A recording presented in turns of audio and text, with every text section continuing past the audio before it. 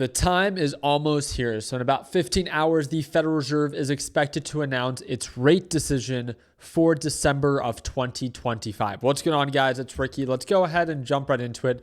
The first thing that I want to announce is that Palantir at one point hit highs of 193. It ended up closing at 181. So that's a pretty decent gap up. Almost $12 to $13 per share is what we saw during the overnight hours. And this was because of an announcement that Palantir is going to be powering the Navy's AI drive.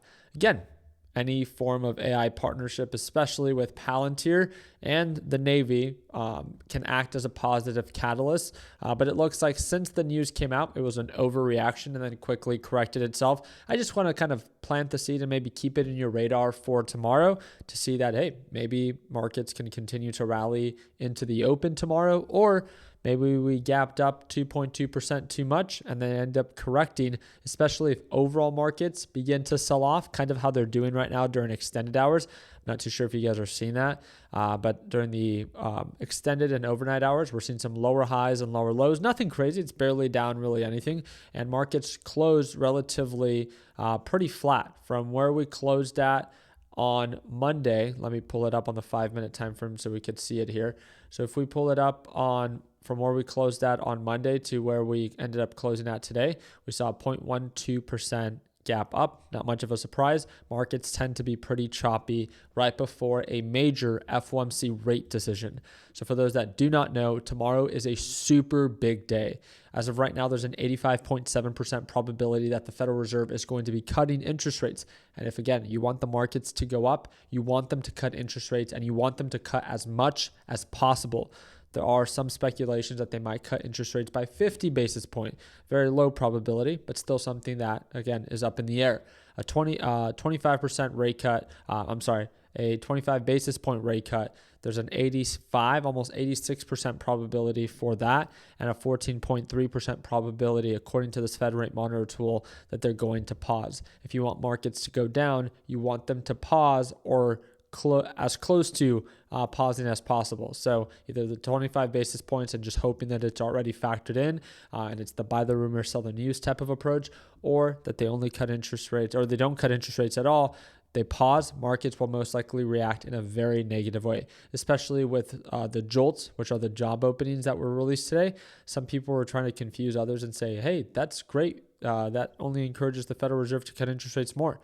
No, it doesn't.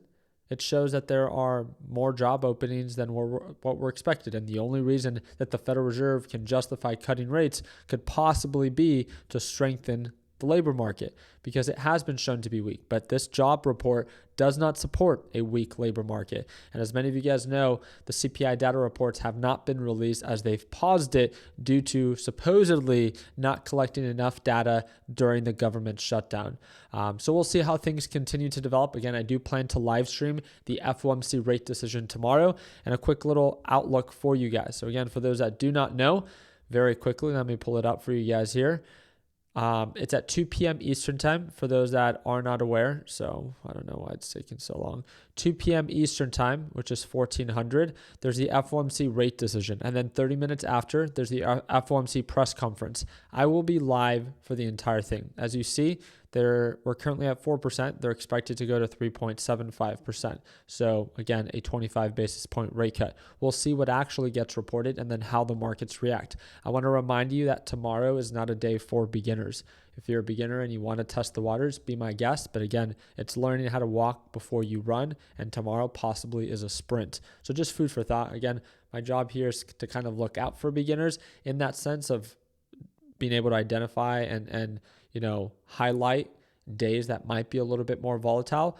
But you're an adult. If you want to trade, be my guest. Just be aware that volatility is bound to be incredibly high. And as soon as this report comes out, markets can shift one way. And then as soon as Jerome Powell begins to speak based off of his sentiment, if it's hawkish or dovish, can also cause markets to fully shift a different direction if they don't like or he says something that was not already factored in.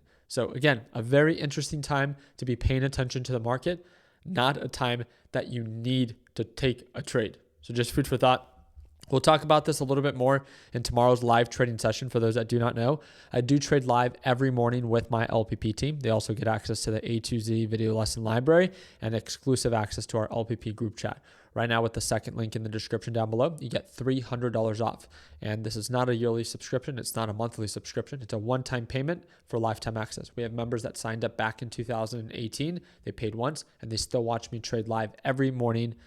As soon as the market's open, I'm live. And again, if you're someone that's a beginner and you learn best by watching other people do, then feel free to check it out. Second link down below will give you direct access to that. And I'm still watching Bitcoin to see if we're able to break below that support right around 90,000, as we have a big gap down if we do end up actually breaking that support. But as of right now, it does look a little oversold. And if markets do run up tomorrow, then it does give Bitcoin the environment to run up as well. But remember, the only reason I'm watching Bitcoin is because I'm also paying attention to MSTR. MSTR sells off normally when Bitcoin sells off.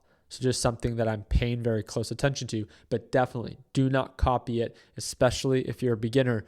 Shorting is not designed for beginners. So I like to share my ideas, but I know that my type of risk tolerance is not everyone's, and I want you to respect that. Okay. So I hope that earned your thumbs up. Please consider subscribing. I'll see you tomorrow for our live trading session and for the FOMC rate decision. So don't forget to subscribe. All the links are in the description. Let's stay connected. Like always, let's make sure that we end the year on a green note. Take care, team, and happy Tuesday.